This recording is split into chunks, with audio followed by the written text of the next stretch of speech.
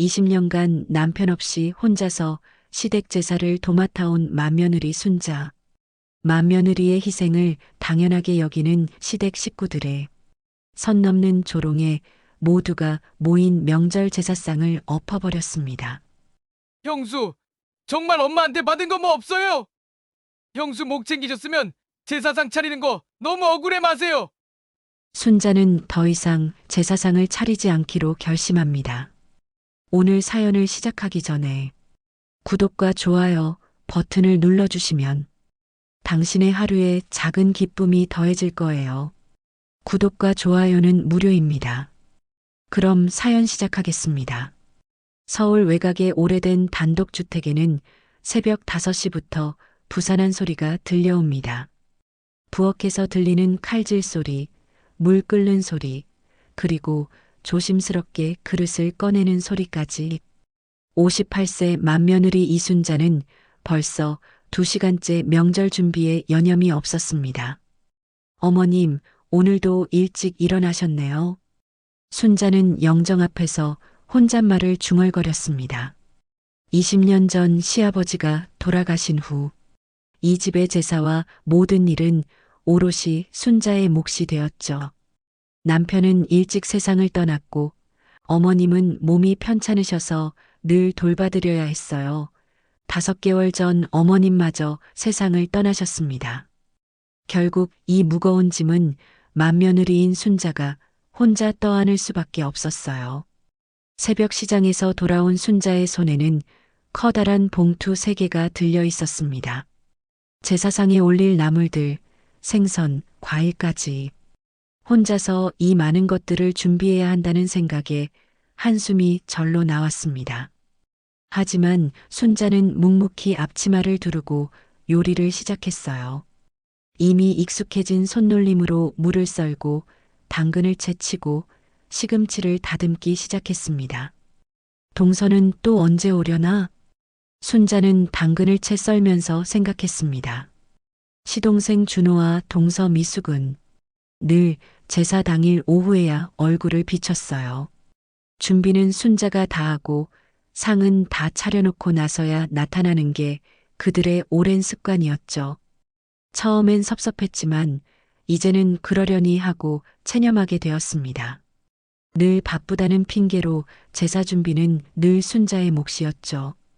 어젯밤에 순자는 용기를 내어 동선회에게 전화를 걸었었습니다.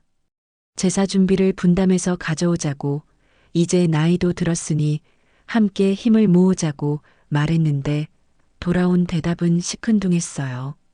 준호는 형수가 하는 게 제일 맛있잖아라며 넘어갔고, 미숙이는 형님, 이제 좀 간단히 하면 안 돼요? 라며 귀찮다는 기색을 역력히 드러냈습니다.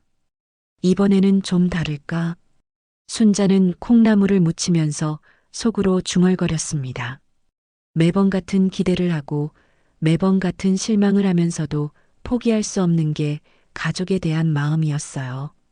혹시나 이번엔 동선회가 일찍 와서 함께 준비할 수도 있지 않을까? 그런 희망을 품으면서도 한편으론 그럴 리 없다는 걸 너무나 잘 알고 있었습니다. 부엌 창문 너머로 이웃 아주머니들의 웃음소리가 들려왔습니다. 명절이라 가족들이 모두 모였나 봅니다. 아이들 뛰노는 소리, 남자들의 시원한 웃음소리, 여자들의 수다 소리까지. 순자는 손을 멈추고 그 소리를 가만히 들었어요.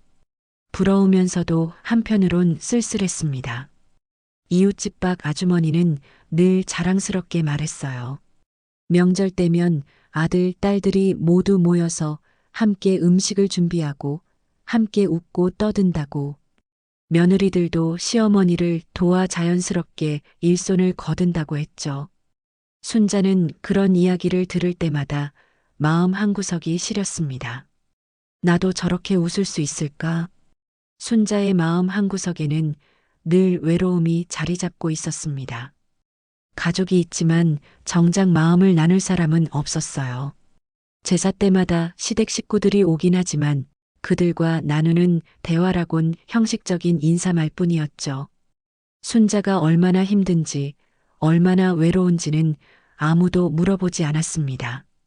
결혼 후 불의의 사고로 일찍 남편과 사별한 이후로 순자는 자식 없이 살았습니다. 그럼에도 시부모님을 부모님처럼 생각하고 모셨습니다. 순자에게는 시댁 식구들이 유일한 가족이었어요. 오전 9시가 되자 순자는 본격적으로 제사상 준비에 들어갔습니다. 떡국을 끓이고 나물 5가지를 정성스럽게 무쳤어요. 도라지나물은 어머니가 가장 좋아하셨던 음식이었습니다. 쓴맛을 우려내기 위해 여러 번 헹구고 간을 맞추는 일까지 순자는 어머니가 살아계실 때 배운 그대로 정성스럽게 준비했어요. 생선구이를 하면서 순자는 문득 5년 전을 떠올렸습니다. 어머니가 돌아가시던 날 동생들은 모두 울었어요. 그리고 장례를 치르고 나서 이구동성으로 말했죠. 형수, 앞으로 제사는 형수가 전적으로 맡아주세요. 형수가 제일 요리도 잘하고 이런 일에 소질이 있잖아요. 미숙이는 회사도 다니고 몸이 약해서 조금만 도울게요. 이해하죠? 아버지 제사도 늘 형수가 준비했으니 어머니 거 밥 하나만 더 올려주시면 되잖아요. 당시에는 가족을 위해 기꺼이 그 역할을 받아들였습니다. 하지만 세월이 흐르면서 그 역할은 점점 무거워졌어요. 처음에는 동선에도 조금씩 도움을 주었지만 시간이 지날수록 모든 것이 당연하다는 듯이 순자에게만 맡기게 되었습니다. 준비도, 뒷정리도, 심지어 제사 비용까지도 말이에요.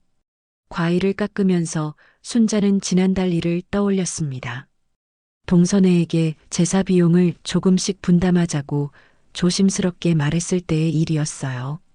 준호는 요즘 경기가 안 좋아서라며 얼버무렸고 결국 순자가 혼자 모든 비용을 감당해야 했어요. 오전 10시가 되자 제사상이 거의 완성되어 갔습니다. 순자는 땀을 닦으며 상을 다시 한번 점검했어요. 떡국, 나물 5가지, 생선구이, 과일까지. 정성스럽게 차려진 상을 보니 어머니가 좋아하실 것 같았습니다. 하지만 이 모든 걸 혼자 해냈다는 생각에 가슴 한편이 먹먹했어요.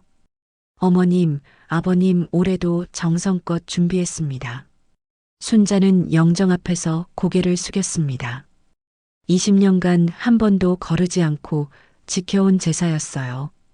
5년 전 어머님이 돌아가시기 전까지는 어머님과 도란도란 담소를 나누며 준비하던 차례상입니다. 5년째 시부모님의 제사를 비록 혼자 준비하고 있지만 순자는 이 일을 자신의 의무라고 생각하며 살아왔습니다. 맏며느리로서 마땅히 해야 할 일이라고 여기면서 말이에요. 하지만 오늘은 왠지 다른 생각이 들었습니다. 과연 이 모든 것을 혼자 감당해야 하는 게 맞는 걸까? 동선에도 이 집안의 자식인데 왜 모든 짐은 순자 혼자 져야 하는 걸까? 이런 생각이 들 때마다 순자는 고개를 저었어요. 불평하면 안 된다고, 이것이 자신의 운명이라고 스스로를 달래면서 말이죠. 문득 이웃집에서 들려오는 웃음소리가 더욱 크게 느껴졌습니다. 순자는 창문을 살짝 열어보았어요. 이웃집 마당에는 온 가족이 모여 앉아 즐거운 시간을 보내고 있었습니다. 할아버지는 손자를 무릎에 앉히고 있고 아들, 딸들은 부모님을 중심으로 둘러앉아 정담을 나누고 있었죠. 순자의 눈가에 어느새 촉촉한 기운이 맴돌았습니다. 남편도 시부모님도 자식도 순자 곁에 없는 지금 순자는 너무 외롭다고 느꼈습니다. 나도 저런 명절을 보내고 싶다. 순자는 작은 목소리로 중얼거렸습니다. 혼자가 아닌 진짜 가족들과 함께하는 따뜻한 명절 말이에요.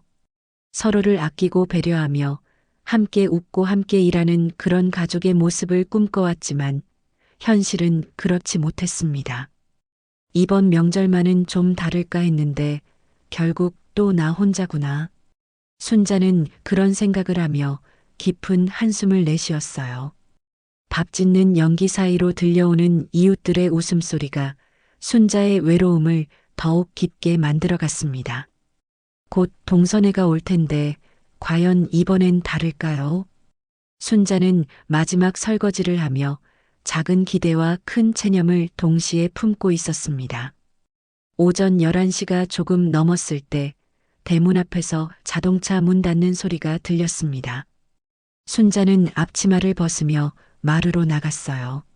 시동생 준호의 목소리가 들려왔습니다. 형수, 저희 왔습니다. 현관문이 열리자 55세 준호가 들어왔습니다. 손에는 아무것도 들고 있지 않았어요.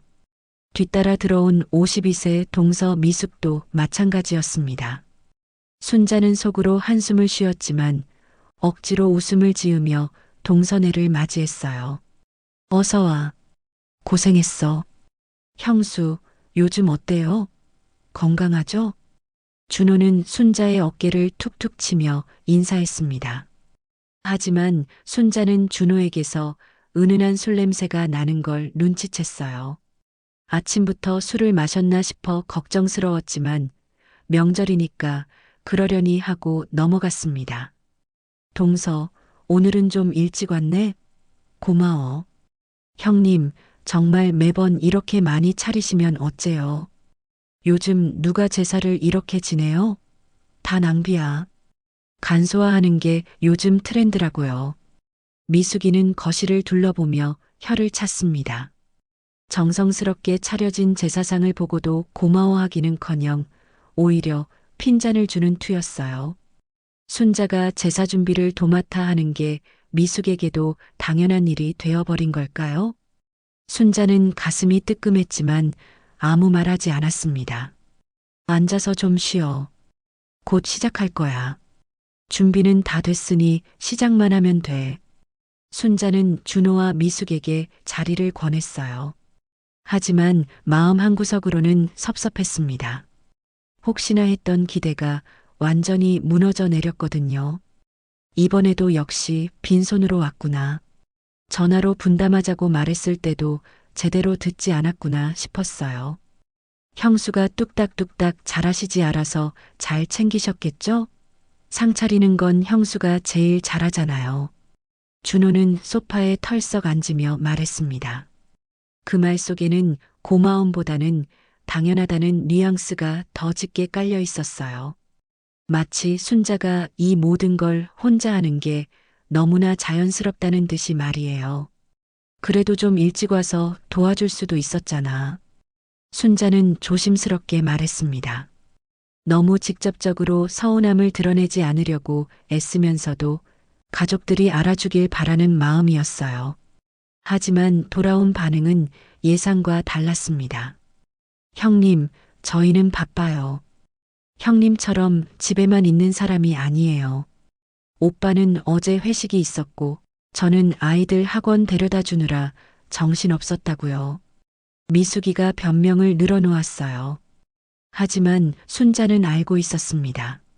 미숙이의 아이들은 이미 대학생이 된 지 오래라는 걸 말이에요. 그냥 오기 싫어서 핑계를 대는 거라는 걸 너무나 잘 알았지만 순자는 아무 말 하지 않았어요. 그래, 알았어. 이제 곧 시작하자. 순자는 체념하며 영정 앞을 정리하기 시작했습니다. 준호와 미숙은 여전히 소파에 앉아 각자의 휴대폰을 들여다보고 있었어요. 제사 준비를 도우려는 기색은 전혀 보이지 않았습니다. 아, 맞다. 우리 친척들 언제 오기로 했어요? 준호가 갑자기 물었어요. 순자는 고개를 들어 시계를 확인했습니다.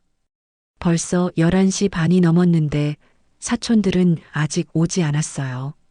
1시쯤 온다고 했어. 점심 먹고 와서 제사만 지내고 가겠다고 하더라. 그럼 우리도 점심 먹어야겠네.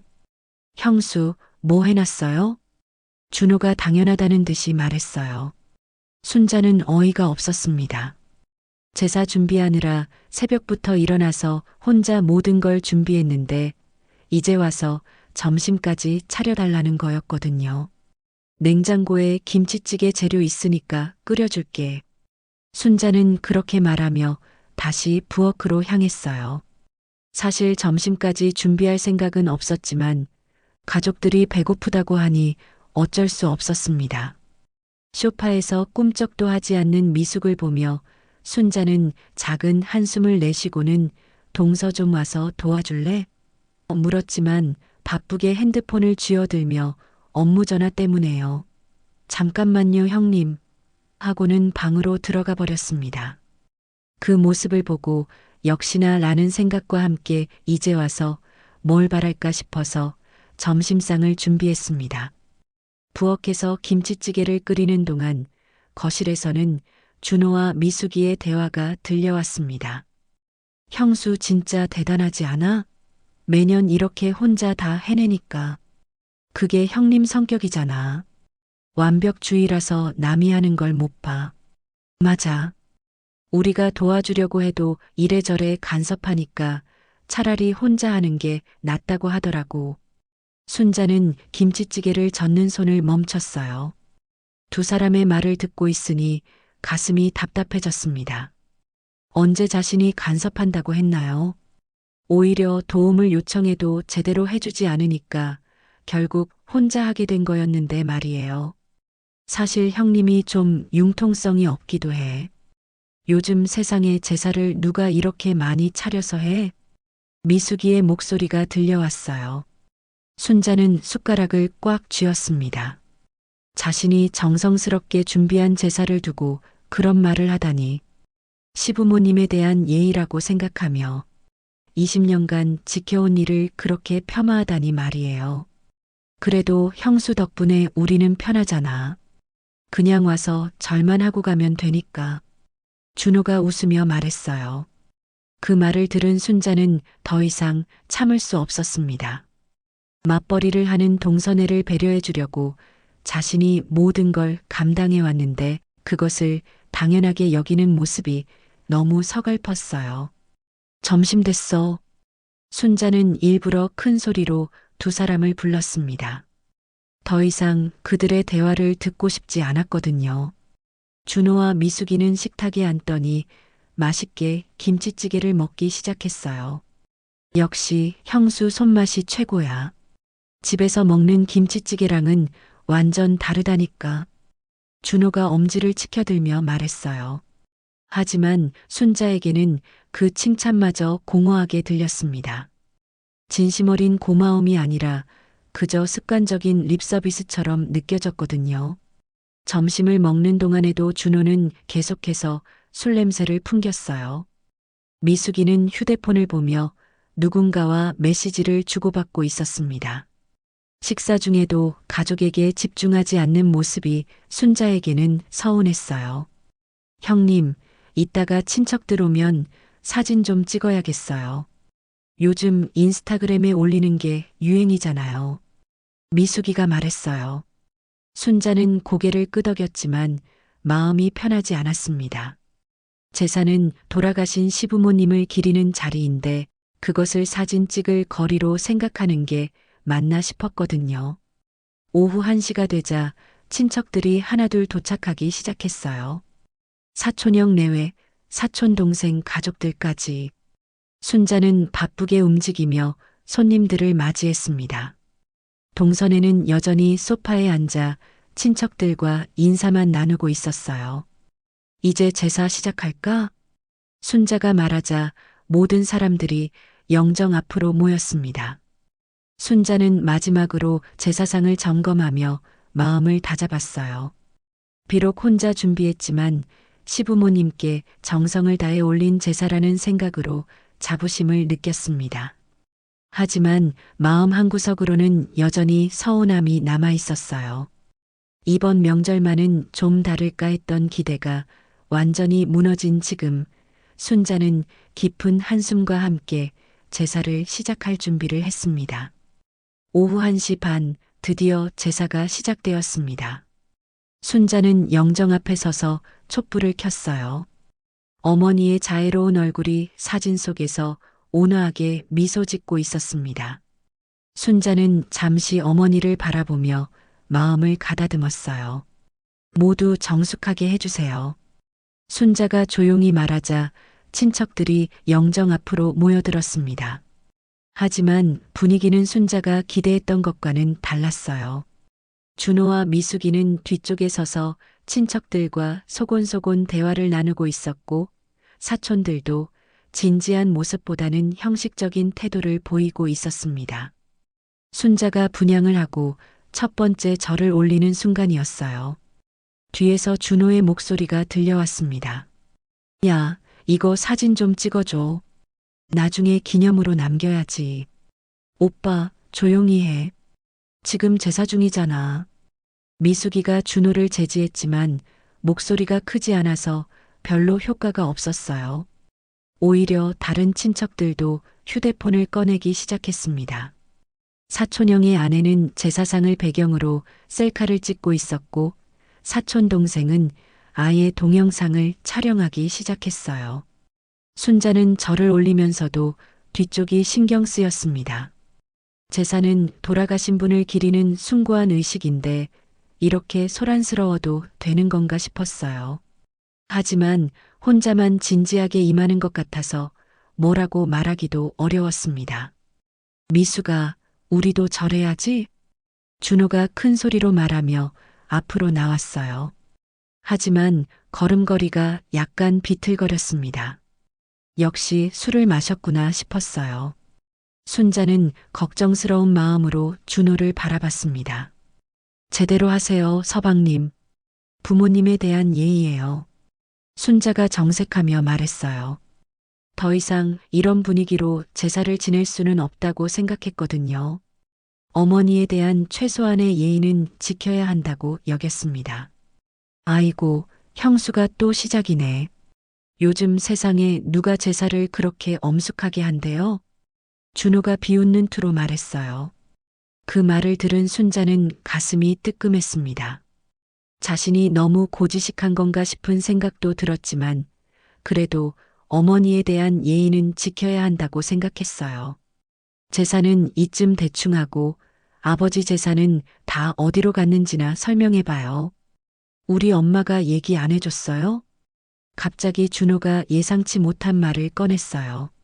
제사 한가운데서 갑자기 재산 이야기를 꺼내다니. 순자는 깜짝 놀라서 준호를 바라봤습니다. 지금 무슨 소리야? 무슨 소리긴 아버지가 돌아가시고 나서 재산 정리는 누가 했어? 형수가 다 처리했잖아. 우리 엄마한테 딱 붙어서. 준호의 목소리에는 의심이 가득했어요. 마치 순자가 무언가를 숨기고 있다는 듯한 뉘앙스였습니다. 주변 친척들이 술렁이기 시작했어요. 서방님, 지금 제사 중이잖아. 그런 이야기는 나중에 하자. 순자는 당황스러워하며 말했어요. 하지만 준호는 멈추지 않았습니다. 오히려 더욱 목소리를 높였어요. 나중에 언제? 매번 이런 식으로 넘어가잖아. 형수가 꿀꺽한 거 아냐? 그 말을 들은 순자는 얼굴이 하얗게 질렸어요. 20년간 이 가족을 위해 모든 걸 희생해 왔는데 이제 와서 재산을 가로챘다는 식으로 몰아가다니 너무나 억울하고 화가 났습니다. 무슨 소리를 하는 거야? 아버지 재산이 얼마나 된다고 그래? 순자의 목소리가 떨렸어요.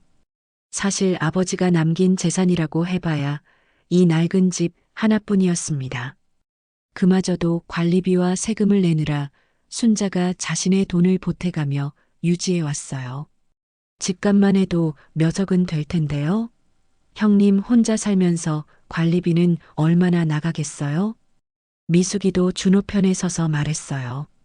평소에는 제사도 귀찮아하면서 이럴 때만 재산에 관심을 보이는 모습이 순자에게는 더욱 서글펐습니다. 관리비는 내가 내고 있어. 동선애가 한 푼이라도 보탰어? 순자가 분노를 참으며 말했어요. 사실이었습니다. 20년간 이 집을 유지하는 비용은 모두 순자가 혼자 감당해 왔어요. 동선에는 제사 때만 와서 밥 먹고 가는 게 전부였습니다. 그럼 우리는 뭐야? 아버지 자식이 아니야? 준호가 큰 소리로 따졌어요. 술 기운이 더해져서인지 목소리가 점점 커졌습니다. 주변 친척들이 모두 이 광경을 지켜보고 있었어요. 준호 형님, 조용히 하세요. 여기가 어디라고 그러세요? 사촌형이 말렸지만 준호는 듣지 않았어요. 오히려 더욱 흥분한 듯 보였습니다.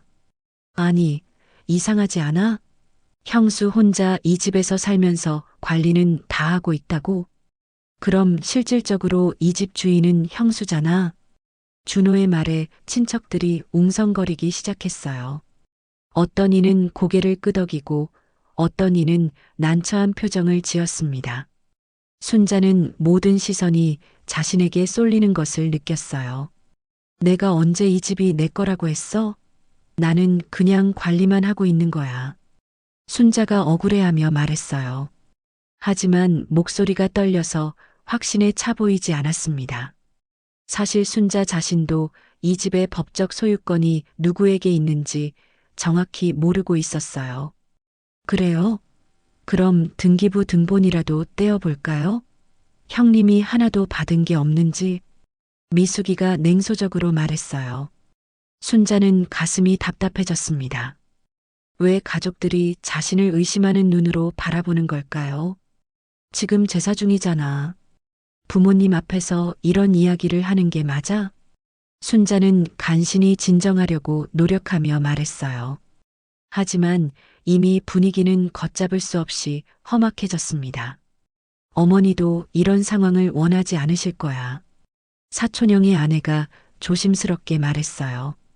하지만 준호는 이미 흥분 상태였습니다. 형수, 솔직히 말해봐. 이 집 등기가 형수 이름으로 되어 있는 거 아니야? 준호가 다그치듯 물었어요. 순자는 할 말을 잃었습니다. 사실 정확한 걸 몰랐거든요. 아버지가 돌아가신 후 관련 서류들을 정리할 때 복잡한 절차들이 많아서 순자가 대부분 처리했었어요. 나는 모르겠어. 그때 서류 정리할 때 너희는 어디 있었는데? 순자가 반박했어요. 하지만 목소리에는 확신이 없었습니다. 주변 친척들의 시선이 점점 더 의심스러워지는 것을 느꼈어요. 보라고, 형님이 뭔가 숨기고 있어. 미숙이가 수군거렸어요. 그 말을 들은 순자는 더 이상 참을 수 없었습니다. 20년간 이 가족을 위해 헌신해 왔는데 이제 와서 도둑 취급을 받다니 너무나 억울하고 화가 났어요.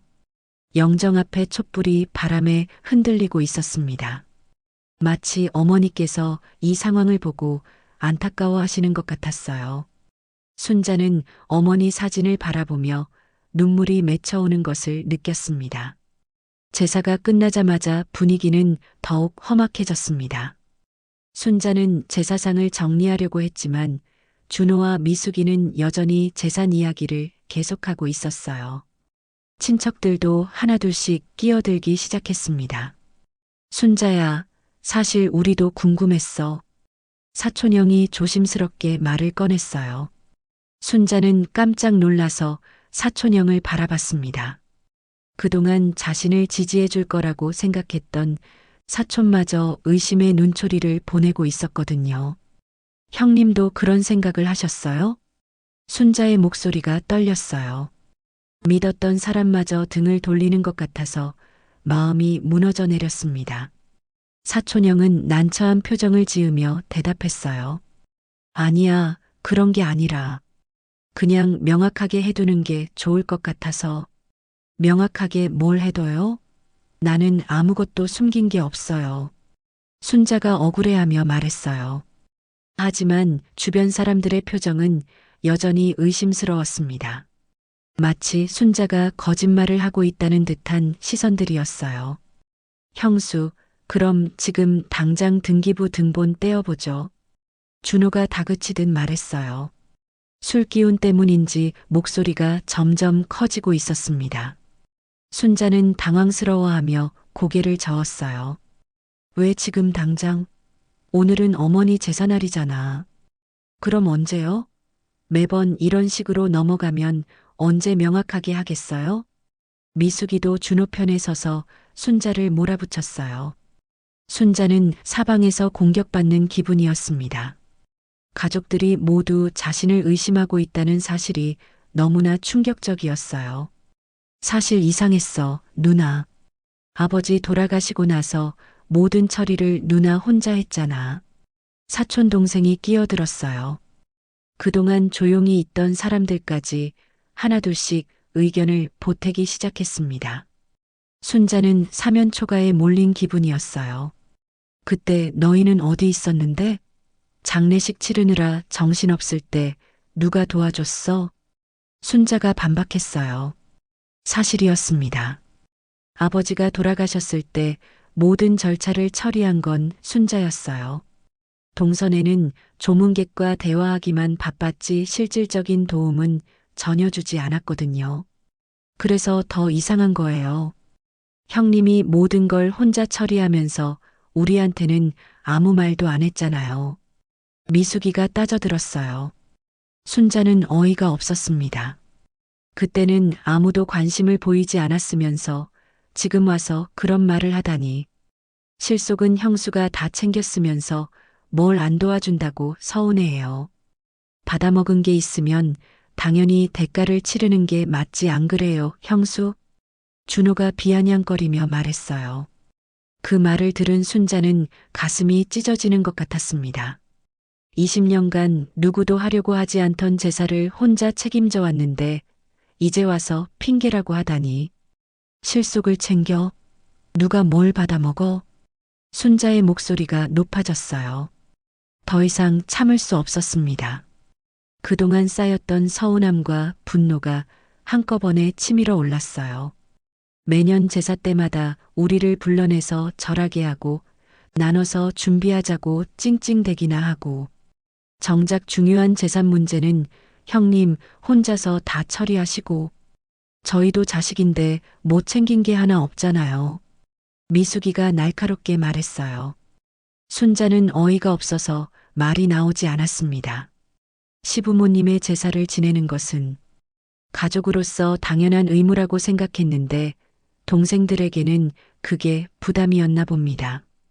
본인들의 몫을 챙겨주지 않아 서운했나 봅니다. 준호에게는 정작 본인의 부모의 제사인데 말입니다. 정말 웃기네. 제사는 지내야 하는데 준비는 하기 싫고 제사는 나눠 가지고 싶고. 순자가 쓴웃음을 지으며 말했어요. 하지만 동선의 반응은 뻔뻔했습니다. 그건 또 다른 문제지. 제사는 지내야 하는 거 아니야? 하지만 제사는 공평하게 나눠야 하는 거고. 준호가 당연하다는 듯이 말했어요. 순자는 정말 어이가 없었습니다.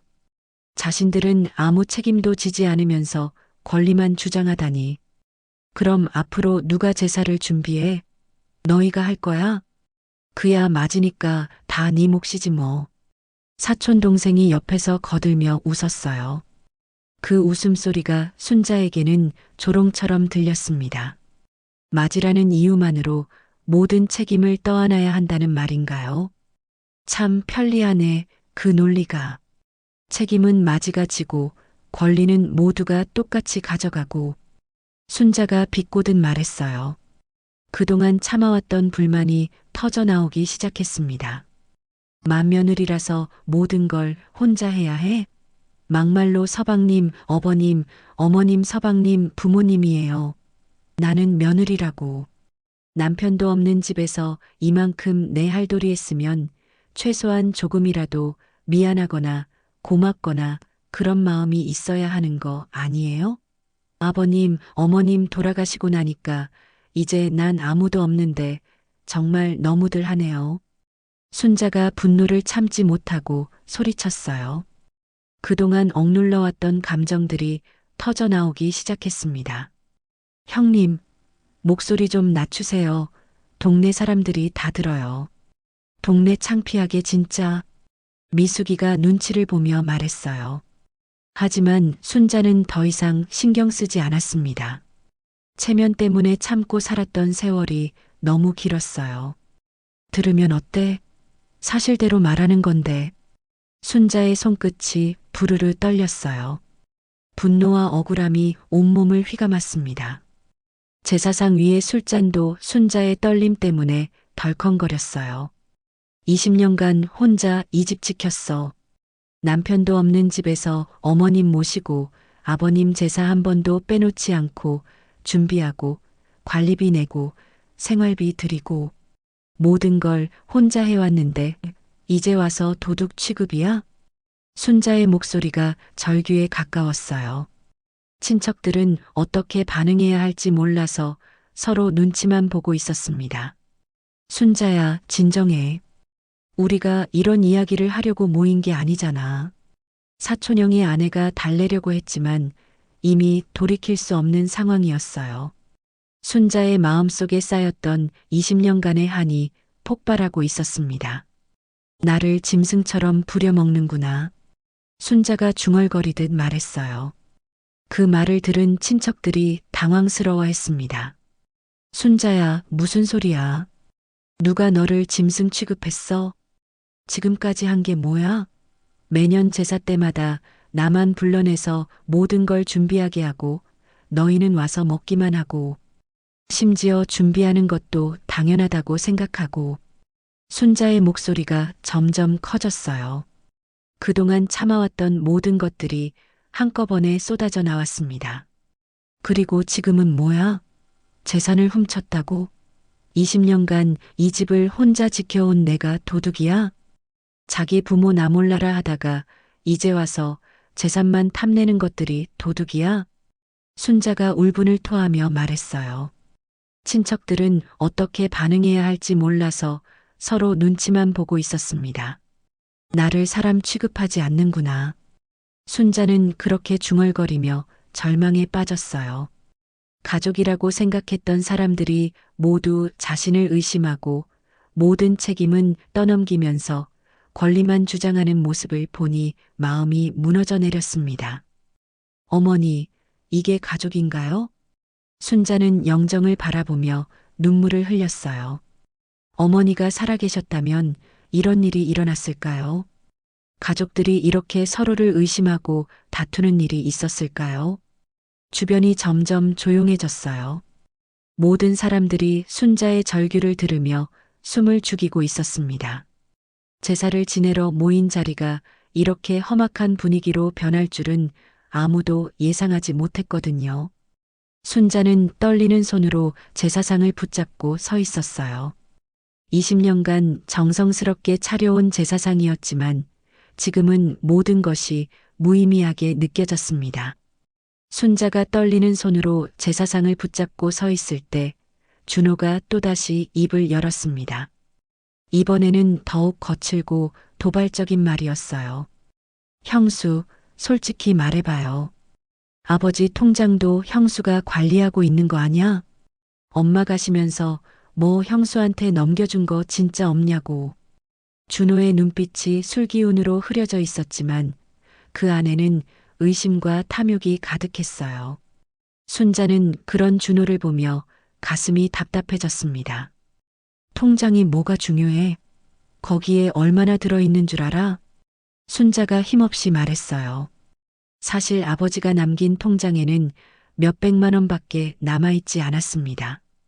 그것도 이 집 관리비와 어머니 약값 생활비에 보태 쓰느라 바닥난 지 오래였고 순자가 파트타임 아르바이트를 하며 생활비를 보태왔거든요.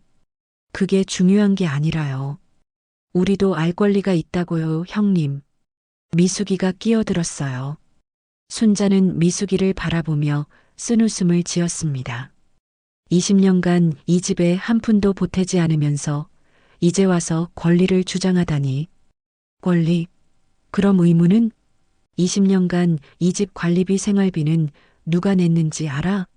아버님 제사는 누가 차렸고 어머님은 누가 모셨고? 순자의 목소리가 떨렸어요. 그동안 혼자 감당해왔던 모든 것들이 억울해서 견딜 수 없었습니다. 그건 형수님이 여기 살면서 당연히 내야 하는 거 아니에요? 준호가 뻔뻔하게 말했어요. 순자는 그 말을 듣고 정말 기가 막혔습니다. 자신들도 이 집의 상속자라면서 관리 책임은 모두 순자에게 떠넘기다니. 당연히? 그럼 너희는 뭐야? 이 집과는 아무 관계 없는 남이야? 어머님, 아버님이 내 부모냐? 순자가 분노를 참지 못하고 소리쳤어요. 그러자 사촌형이 나서서 말렸습니다. 순자야, 진정해. 다들 흥분하지 말고 차근차근 이야기하자. 하지만 이미 상황은 걷잡을 수 없이 흘러가고 있었어요. 준호는 술에 취해 더욱 거칠어졌고 미숙이도 평소 쌓인 불만을 토해내기 시작했습니다. 형님, 우리가 보기엔 형님이 너무 독단적이에요.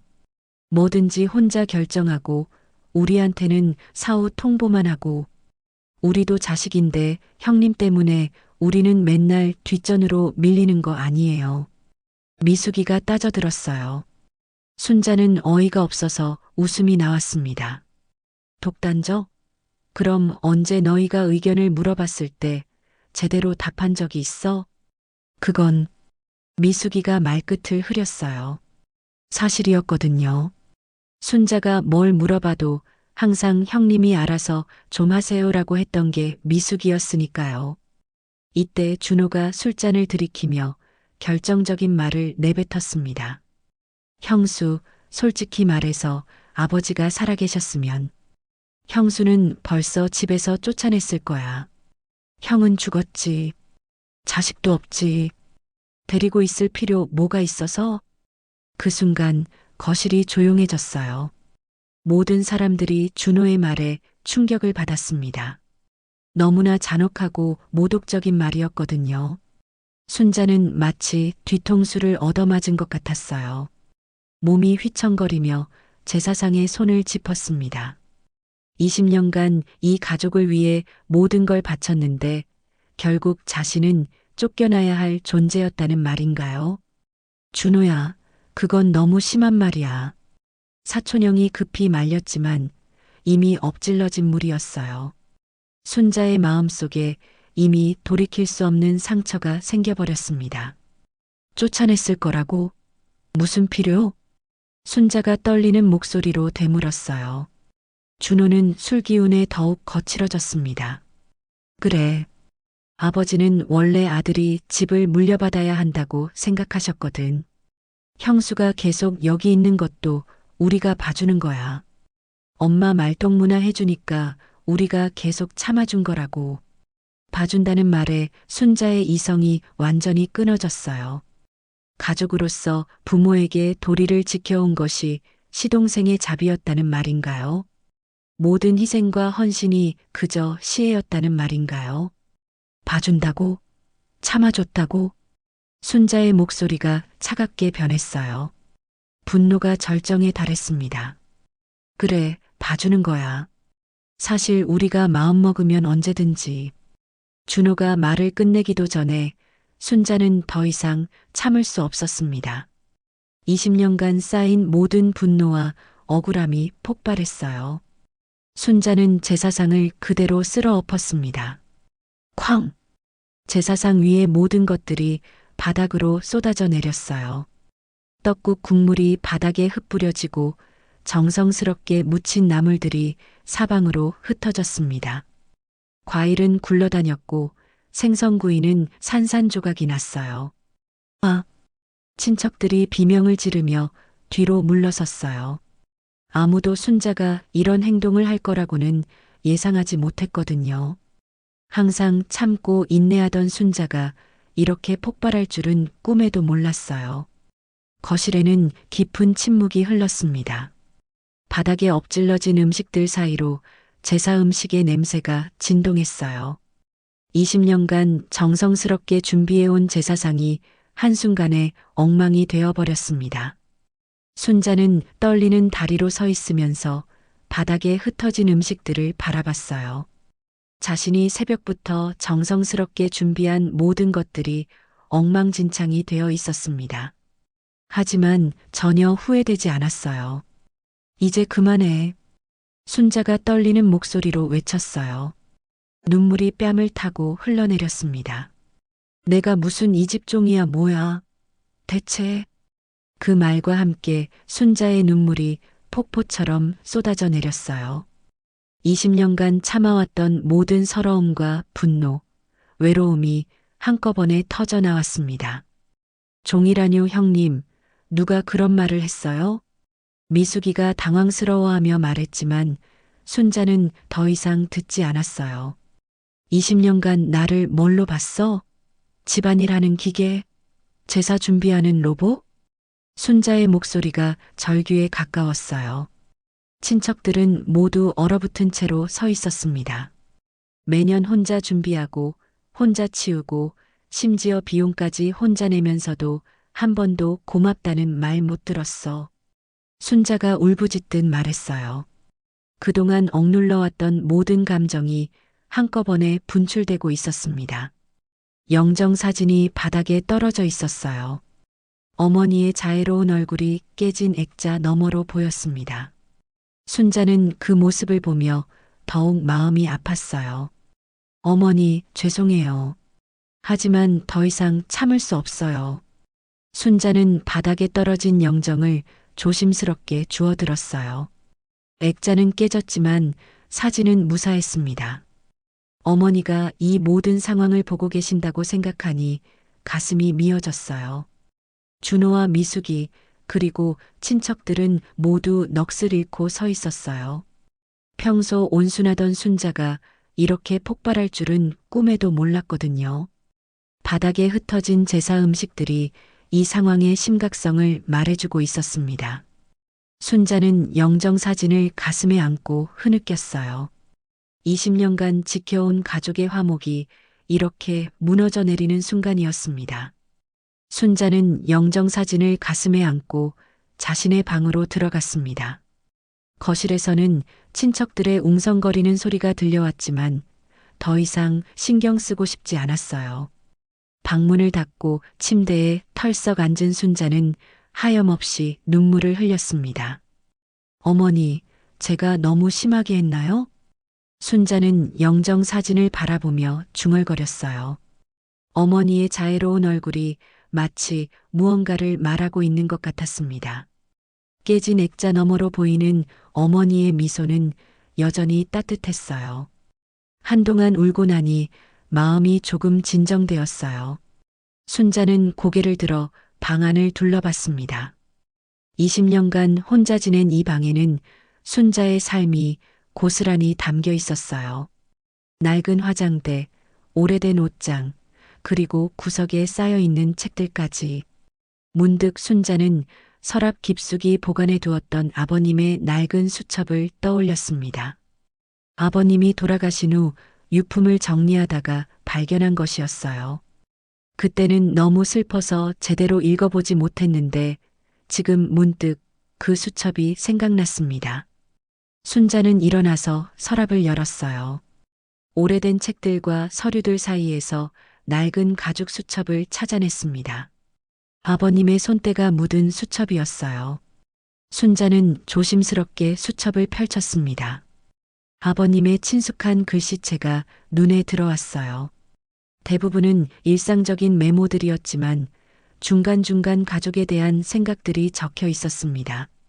순자는 그 중에서 자신에 대한 부분을 찾아 읽기 시작했어요.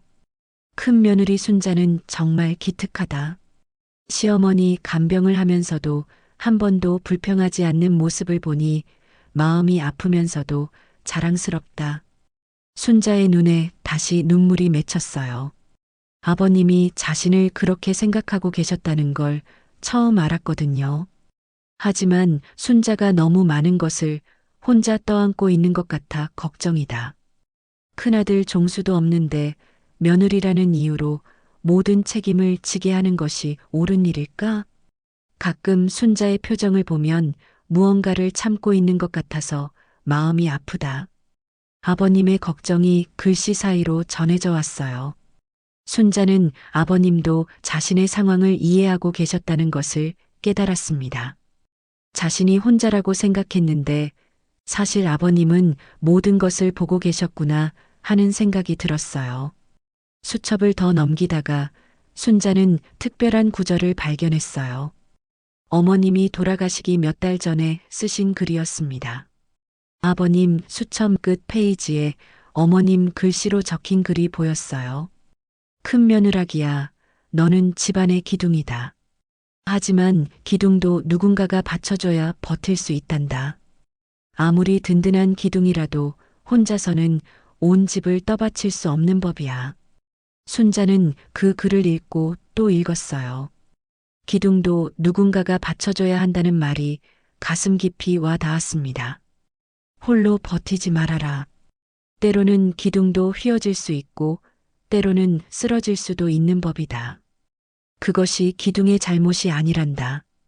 오히려 너무 오랫동안 혼자 버텨온 것이 기특하고 대견하다. 그 다음 줄을 읽는 순간 순자는 깊은 깨달음을 얻었어요. 너무 오랫동안 혼자 버텨왔구나. 이제는 내가 쉬어도 괜찮다. 무너져도 괜찮다. 그것이 나약함이 아니라 인간다움이란다. 순자는 수첩을 가슴에 안고 흐느꼈어요. 어머님이 바란 건 자신이 끝까지 버티는 것이 아니라 때로는 내려놓아도 괜찮다는 허락이었구나 하는 생각이 들었습니다. 어머님이 바란 건 내가 무너져도 괜찮다는 거였구나. 순자는 그렇게 중얼거리며 눈물을 닦았어요. 20년간 맏며느리라는 무거운 짐을 지고 살아왔지만 사실 시부모님은 그런 걸 원하지 않으셨을지도 모른다는 생각이 들었습니다. 수첩의 다음 페이지를 넘기니 더욱 놀라운 글이 있었어요. 만약 내가 먼저 세상을 떠나게 된다면 순자에게 말하고 싶다. 내 인생은 내가 주인공이어야 한다. 다른 사람들의 들러리로 살아서는 안 된다. 가족을 위한 희생도 좋지만 그것이 내 전부가 되어서는 안 된다. 순자는 그 글을 읽으며 가슴이 벅차올랐어요. 어머님은 이미 이런 상황을 예상하고 계셨던 것 같았습니다. 문득 거실에서 들려오는 소리가 순자의 귀에 들어왔어요. 친척들이 떠나는 소리였습니다. 누군가 이런 일이 있을 줄이야. 순자도 참 많이 참았네. 사실 우리도 순자한테 미안한 마음이 있었어라는 말을 하는 게 들렸어요. 순자는 창가로 가서 밖을 내다봤습니다. 친척들이 하나둘씩 차에 타고 떠나고 있었어요. 준호와 미숙이도 어색한 표정으로 집을 나서고 있었습니다. 준호는 술이 깬 것인지 다소 정신없는 모습이었고 미숙이는 뭔가 말하고 싶어 하는 듯 보였지만 결국 아무 말도 하지 않고 떠났어요. 역시 이런 식으로 끝나는구나. 순자는 쓸쓸하게 생각했어요. 하지만 예전 같으면 죄책감에 시달렸을 텐데 지금은 오히려 홀가분한 기분이었습니다. 더 이상 그들의 눈치를 보지 않아도 된다는 생각이 들었거든요. 순자는 다시 아버님의 수첩을 펼쳤어요. 마지막 페이지에는 이런 글이 적혀 있었습니다. 가족이란 서로를 희생시키는 관계가 아니다. 서로를 소중히 여기고 보살피는 관계여야 한다. 만약 누군가 일방적으로 희생만 한다면 그것은 진정한 가족이 아니다. 사랑은 주고받는 것이지 한쪽이 일방적으로 주기만 하는 것이 아니란다. 순자는 그 글을 읽으며 깊이 고개를 끄덕였어요. 지금까지 자신이 해온 것은 가족을 위한 희생이라고 생각했는데 사실은 일방적인 착취였을지도 모른다는 생각이 들었습니다. 진정한 가족이라면 서로를 배려하고 이해해야 하는 거였는데 순자는 창밖을 바라보며 생각에 잠겼어요. 이웃집에서는 여전히 가족들의 웃음소리가 들려왔습니다. 하지만 이제 그 소리가 부럽지 않았어요. 오히려 진짜 가족의 모습이 어떤 것인지 깨달을 수 있었거든요. 순자는 거울 앞에 서서 자신의 모습을 바라봤어요. 눈물로 부은 얼굴이었지만 왠지 전보다 더 당당해 보였습니다. 20년간 눌러 살았던 자신이 드디어 진짜 모습을 드러낸 것 같았어요. 나 참 바보같이 살았네 그동안. 순자는 거울 속 자신에게 말했어요. 더 이상 다른 사람들의 기대에 맞춰 살지 않겠다는 다짐이 서기 시작했습니다. 창밖으로 해가 지고 있었어요. 오늘 하루가 정말 길고 힘들었지만 동시에 순자에게는 새로운 시작을 알리는 날이기도 했습니다. 더 이상 과거의 순자가 아닌 진짜 자신의 인생을 살아갈 준비가 된 순자로 거듭이 나는 순간이었어요. 내일부터는 다르게 살아야지. 순자는 그렇게 다짐하며 창밖의 노을을 바라봤습니다. 비록 오늘은 모든 것이 무너진 것 같았지만 그 무너짐이 새로운 시작의 전주곡이 될 수도 있다는 희망을 품게 되었어요. 다음 날 아침 순자는 예상보다 일찍 잠에서 깼습니다. 어젯밤 그 모든 일이 꿈이었으면 좋겠다는 생각도 들었지만 거실에서 들려오는 정적이 현실을 말해주고 있었어요. 순자는 일어나서 거실로 나갔습니다. 바닥에는 여전히 어젯밤의 흔적들이 남아 있었어요. 엎질러진 국물 자국, 흩어진 나물 조각들, 그리고 깨진 그릇들까지. 순자는 한숨을 쉬며 청소를 시작했습니다.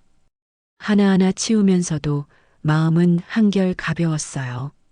더 이상 누군가의 눈치를 볼 필요가 없다는 생각이 들었거든요. 어제와 달리 순자는 천천히 자신만의 속도로 청소를 했어요. 급하게 서두르지도 않았고 완벽하게 하려고 애쓰지도 않았습니다. 그냥 자신이 편안할 정도로만 정리했어요. 이것만으로도 20년 만에 처음 느끼는 자유로움이었습니다. 오전 10시쯤 현관문을 두드리는 소리가 들렸습니다. 순자는 걸레질을 멈추고 문을 열었어요. 뜻밖에도 준호와 미숙이가 서 있었습니다. 둘 다 어제와는 다른 표정이었어요. 준호는 술이 완전히 깬 모습이었고 미숙이는 어색하면서도 조심스러운 기색이 역력했습니다. 형수, 들어가도 될까요? 준호가 조심스럽게 물었어요. 어제의 거만한 모습은 온데간데 없었습니다. 순자는 묵묵히 문을 열어줬어요. 하지만 예전처럼 급하게 차를 끓이거나 음식을 준비하지는 않았습니다. 어제 일은 미숙이가 말을 꺼내려다가 거실의 모습을 보고 말을 멈췄어요. 아직 완전히 치워지지 않은 어젯밤의 흔적들이 보였거든요. 깨진 그릇 조각이 구석에 모여 있고 바닥에는 아직 국물 자국이 희미하게 남아 있었어요. 앉아. 순자가 차분하게 말했어요. 하지만 목소리에는 어제와 다른 단호함이 있었습니다. 예전 같으면 어서 앉아 차라도 끓여줄게라고 했겠지만 지금은 달랐어요. 준호와 미숙이는 어색하게 소파에 앉았습니다. 형수, 어제는 우리가 너무 심했지요? 이해해 주세요. 과음을 했네요. 준호가 고개를 숙이며 말했어요. 하지만 순자는 그 사과가 진심인지 의심스러웠습니다. 어제 그렇게 모욕적인 말을 해놓고 하룻밤 자고 나서 갑자기 사과한다는 게 믿어지지 않았거든요. 진심 어린 사과도 모자를 판에 술을 핑계 삼아 비겁하게 변명을 하는 것처럼 보였습니다. 심했다는 게 뭘 말하는 거야? 순자가 냉정하게 물었어요. 준호와 미숙이는 서로 눈치를 보며 대답하지 못했습니다. 구체적으로 무엇이 잘못되었는지 말하기가 어려웠나 봅니다. 정확히 뭐가 심했는지 말해봐. 나를 도둑 취급한 거? 아니면 집에서 쫓아내겠다고 한 거? 아니면 20년간 내가 한 모든 일을 무시한 거? 순자의 목소리가 점점 날카로워졌어요. 어제의 분노가 다시 치밀어 오르는 것을 느꼈습니다. 하지만 이번에는 감정에 휩쓸리지 않고 차분하게 말할 수 있었어요. 그건 그런 뜻으로 말한 게 아니에요, 형님. 미숙이가 변명했지만 순자는 더 이상 그런 변명을 들어줄 생각이 없었어요. 그럼 무슨 뜻으로 말한 거야? 나는 바보가 아니야. 너희가 무슨 생각으로 그런 말을 했는지 다 알아. 20년간 당해오면서 모를 수가 있겠어? 순자가 일어서서 두 사람을 내려다봤어요. 20년 만에 처음으로 당당한 자세였습니다. 예전 같으면 두 사람 앞에서 이렇게 당당할 수 없었는데 이제는 달랐어요. 사실 우리도 미안한 마음이 있었어요. 형수가 혼자 모든 걸 하는 게 미안하긴 했거든. 준호가 솔직하게 말했어요. 하지만 순자에게는 그 말조차 위선으로 들렸습니다. 미안하면서도 계속 나만 시켰잖아. 미안하면서도 한 번도 도와주지 않았잖아. 미안하다고 말로만 하는 게 무슨 의미가 있어? 순자의 목소리가 떨렸어요. 하지만 이번에는 분노가 아니라 깊은 실망 때문이었습니다. 우리도 바빴고 또 형수가 워낙 완벽하게 해내니까. 또 핑계네. 순자가 준호의 말을 끊었어요. 더 이상 그들의 변명을 듣고 싶지 않았습니다. 이제 그만해. 순자가 두 사람의 말을 막았어요. 목소리에는 20년간 쌓인 모든 감정이 담겨 있었습니다. 20년간 나는 이 집을 지켜왔어. 어머니 제사도, 집 관리도, 심지어 관리비까지 모든 걸 혼자 해왔지. 그동안 너희는 뭘 했어?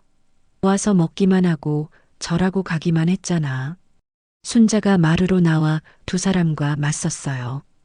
이제는 물러설 생각이 전혀 없었습니다. 이 집은 아버님의 사랑으로 세워진 집이야.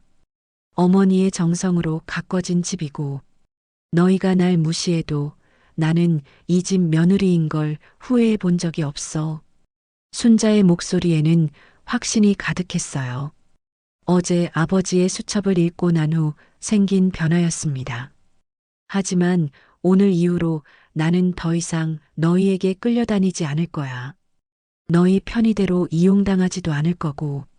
그 말을 들은 준호와 미숙이는 당황했어요. 평소 온순하던 순자가 이렇게 단호하게 나올 줄은 예상하지 못했거든요. 형수, 우리가 농담한 거지 진짜로 받아들이지 마요. 왜 이래요, 가족끼리. 준호가 어색하게 웃으며 말했지만 순자는 전혀 웃지 않았어요. 가족? 농담? 20년간 내가 당한 게 모두 농담이었어? 어제 나를 도둑이라고 한 것도 농담이고 집에서 쫓아내겠다고 한 것도 농담이야? 순자가 차갑게 반문했어요. 준호는 더 이상 할 말을 찾지 못했습니다. 이때 순자는 가방에서 서류 봉투를 꺼냈어요. 어젯밤 늦게 인터넷으로 등기부 등본을 출력한 것이었습니다. 궁금해서 확인해 본 것인데 놀라운 사실을 발견했거든요. 너희가 그렇게 궁금해하던 이 집 등기야. 순자가 서류를 흔들어 보였어요. 준호와 미숙이의 눈이 서류에 집중되었습니다. 보고 싶으면 봐. 하지만 그 전에 할 말이 있어. 순자는 서류를 테이블에 내려놓았어요. 하지만 내용은 보여주지 않았습니다. 반전이 있어 사실 몇 년 전 아버님이 남긴 집 문서가 내 이름으로 남아 있었네. 아버님 돌아가시고 어머님이었는데 어머님 돌아가시기 2달 전에 내 명의가 되었더라고. 순자가 차분하게 말했어요. 어젯밤 등기부를 확인해보고 알게 된 놀라운 사실이었습니다. 뭐라고?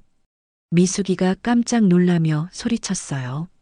준호도 믿을 수 없다는 표정이었습니다. 진짜 권한은 나에게 있었던 거야.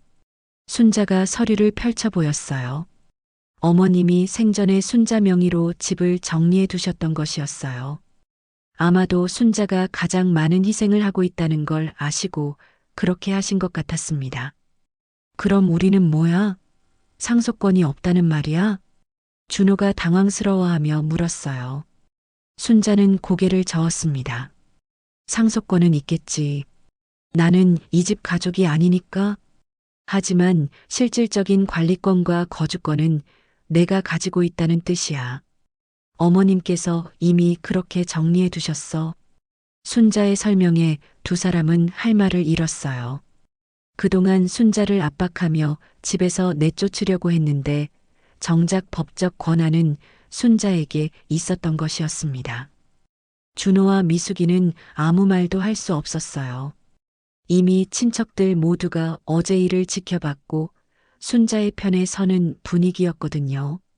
그들의 행동이 얼마나 부당했는지 모든 사람들이 알게 된 상황이었어요. 사과는 고마워. 하지만 이제 관계는 달라질 거야. 나는 더 이상 너희의 편의를 위해 존재하지 않아. 부모님 제사는 서방님네서 알아서들 하시고 저는 제 방식대로 부모님 모시도록 할게요. 다음 제사부터는 저희 집에 안 오셔도 됩니다. 아, 그리고 이 집이요. 찾고 싶으면 소송해 보세요. 나는 법을 잘 모르니 가능한지 모르겠지만 한번 해보시려거든 맘대로 하세요. 안 말려요. 순자의 냉정하고 단호한 마지막 선언이었어요. 20년간 참았던 모든 것에 대한 최후의 대답이기도 했습니다. 며칠이 지난 후 순자의 집에는 놀라운 변화가 일어났습니다. 예전 같으면 혼자서 쓸쓸히 보냈을 주말 아침이었지만 지금은 달랐어요. 이웃박 아주머니가 직접 담근 김치를 가지고 찾아왔습니다. 순자야, 그날 일 소문 다 들었어. 정말 속이 시원했다. 박 아주머니는 순자의 손을 꼭 잡으며 말했어요. 순자는 처음에는 부끄러웠지만 이제는 당당할 수 있었습니다. 너무 오랫동안 혼자 고생했어. 이제라도 당당하게 사는 모습 보니 다행이야. 박 아주머니뿐만 아니라 동네 아주머니들도 하나둘씩 순자를 찾아오기 시작했어요. 그동안 순자가 얼마나 힘들어했는지 모두 알고 있었거든요. 다만 가족 일이라 섣불리 끼어들지 못했을 뿐이었습니다. 순자 씨, 우리도 비슷한 경험이 있어서 마음이 아팠어요. 옆집 아주머니가 말했어요.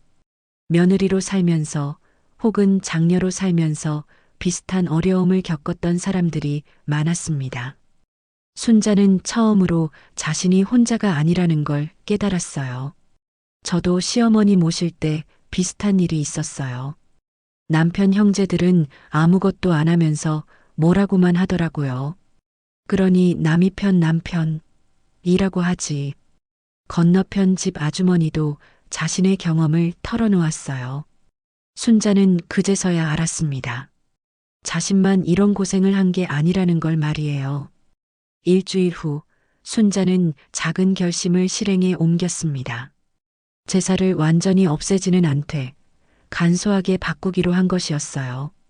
거창한 상차림 대신 소박한 밥상 하나면 충분하다고 생각했습니다. 어머님, 이제는 이렇게 지낼게요. 정성은 음식의 양이 아니라 마음에 있다고 아버님이 늘 말씀하셨잖아요. 순자는 영정 앞에서 조용히 말했어요. 예전처럼 화려한 제사상은 아니었지만 마음은 더욱 편안했습니다. 어머님도 이런 모습을 더 좋아하실 것 같았어요. 간소한 제사상에는 국 한 그릇, 나물 2가지, 과일 조금만 올렸어요. 하지만 그 안에 담긴 정성은 예전보다 더 진실했습니다. 억지로 하는 것이 아니라 진심으로 시부모님을 그리워하는 마음으로 준비했거든요. 며느리들이 시어머니를 위해 무리하게 제사를 준비하는 것보다 가족들이 진심으로 모여서 돌아가신 분을 기리는 것이 더 의미 있다고 생각했거든요. 그날 오후 뜻밖의 손님이 찾아왔습니다. 미숙이었어요. 하지만 예전과는 완전히 다른 모습이었습니다. 손에는 꽃 한 다발을 들고 있었고 표정도 한결 부드러워 보였어요. 형님, 들어가도 될까요? 미숙이가 예전보다 훨씬 정중하게 물었어요. 순자는 고개를 끄덕이며 문을 열어줬습니다. 이거 어머님께 드리려고 가져왔어요. 미숙이가 꽃을 내밀었어요. 순자는 그 꽃을 받으며 미숙이의 변화를 느꼈습니다. 예전 같으면 빈손으로 와서 당연하다는 듯 굴었을 텐데 이제는 달랐어요. 지난 몇 달 동안 많은 생각을 했어요. 형님한테 정말 미안했어요. 미숙이의 사과는 이번에는 진심으로 들렸어요. 말투도 다르고 표정도 달랐습니다. 어색하지만 진심 어린 모습이었어요. 우리가 너무 당연하게 생각했네요. 형님이 모든 걸 해주는 게 당연하다고 여겼어요. 그동안 형님이 얼마나 힘들었을지. 순자는 미숙이의 말을 들으며 조금씩 마음이 풀렸어요. 하지만 예전 관계로 돌아갈 생각은 없었습니다. 고마워. 하지만 앞으로는 서로 부담 주지 말고 지내자. 동선에는 평소대로 늘 바쁠 테니 그냥 알아서들 지내. 나도 내 방식대로 지낼 테니까 동서도 그게 편하잖아. 서로 편하게 살자고. 순자가 담담하게 말했어요. 용서는 하지만 예전처럼 모든 걸 혼자 떠안지는 않겠다는 뜻이었습니다. 네, 알겠어요, 형님. 그동안 너무 죄송해요. 조만간 오빠랑 다시 찾아올게요. 미숙의 말에 순자는 그 말이 얼마나 진심인지 시간이 지나봐야 알 수 있을 거라고 생각했습니다. 하지만 변화의 시작은 될 수 있을 것 같았어요. 다음 달 순자는 또 다른 변화를 시도했습니다. 이웃들과 함께 작은 나눔의 자리를 만든 것이었어요. 혼자서 거창한 제사를 지내는 대신 이웃들과 함께 소박한 식사를 나누기로 했습니다. 이렇게 함께 모이니까 훨씬 따뜻하네요. 박 아주머니가 말했어요. 순자도 동감했습니다. 혼자서 많은 음식을 준비하며 스트레스 받는 것보다 이렇게 여러 사람이 조금씩 나눠서 준비하는 게 훨씬 의미 있었어요. 가족이 꼭 혈연관계만은 아닌 것 같아요. 순자가 이웃들을 바라보며 말했어요. 진짜 가족 같은 따뜻함이 느껴졌거든요. 서로를 배려하고 짐을 나눠지려고 하는 마음이 있었습니다. 맞아요. 마음으로 통하는 게 진짜 가족이죠. 옆집 아주머니가 고개를 끄덕였어요. 모든 사람들이 공감하는 분위기였습니다. 그날 저녁 순자는 창밖을 바라보며 깊은 만족감을 느꼈습니다. 더 이상 혼자가 아니었어요. 물론 준호는 아직 변하지 않았지만 그것도 시간이 해결해 줄 문제라고 생각했습니다. 아버님, 이제야 제 몫의 삶을 살겠습니다. 순자는 영정 사진을 바라보며 조용히 말했어요. 아버지의 수첩에 적혀 있던 말들이 떠올랐습니다. 혼자 버티지 말라고, 무너져도 괜찮다고 하신 말씀들이요. 이제 순자는 정말로 자신의 삶을 살고 있었어요. 다른 사람의 기대에 맞춰 사는 것이 아니라 자신이 옳다고 생각하는 방식으로 살아가고 있었습니다. 창가에 놓인 작은 화분에 새싹이 돋아나고 있었어요. 순자가 최근에 기르기 시작한 식물이었습니다. 예전 같으면 이런 여유도 없었을 텐데 이제는 자신을 위한 시간을 가질 수 있게 되었어요. 진짜 자유롭다는 게 이런 기분이구나. 순자는 새싹을 바라보며 미소를 지었어요. 작은 변화였지만 그 변화가 삶 전체를 바꿔놓았습니다. 며칠 후 순자는 이웃들과 함께 소박한 저녁 식사 자리를 가졌어요. 엎어진 제사상 대신 새로 차려진 소박한 밥상 위에는 따뜻한 국 한 그릇이 놓여 있었습니다. 화려하지는 않았지만 정성과 사랑이 가득 담긴 음식이었어요. 이제 진짜 가족 같네요. 박 아주머니가 말했어요. 순자도 고개를 끄덕였습니다. 혈연으로 맺어진 가족보다 마음으로 맺어진 이웃들이 더 가족 같았어요. 갈등은 끝났지만 순자의 마음속에는 새로운 자유와 평화가 자리 잡았습니다. 더 이상 누구의 눈치를 보지 않아도 되고 자신의 방식대로 살아갈 수 있게 된 것이었어요. 순자는 창밖을 바라보며 깊은 만족감을 느꼈습니다. 비록 쉽지 않은 과정이었지만 결국 자신을 찾을 수 있었어요. 그리고 진짜 소중한 것이 무엇인지도 깨달을 수 있었습니다. 어머니, 이제 정말 행복해요. 순자는 영정을 바라보며 마지막 인사를 했어요. 이제는 의무가 아닌 사랑으로, 강요가 아닌 자발적인 마음으로 어머니를 기릴 수 있게 되었습니다. 그것이 진짜 효도라는 걸 깨달았어요. 오늘의 이야기 들어주셔서 감사합니다. 앞으로도 인생의 지혜를 밝히는 감동적인 사연으로 찾아뵙겠습니다. 좋아요와 구독도 잊지 말고 눌러주시고 댓글로 응원의 메시지를 남겨주세요. 오늘도 여러분들께 꽃길 인생만 펼쳐지길 바라고 응원하겠습니다.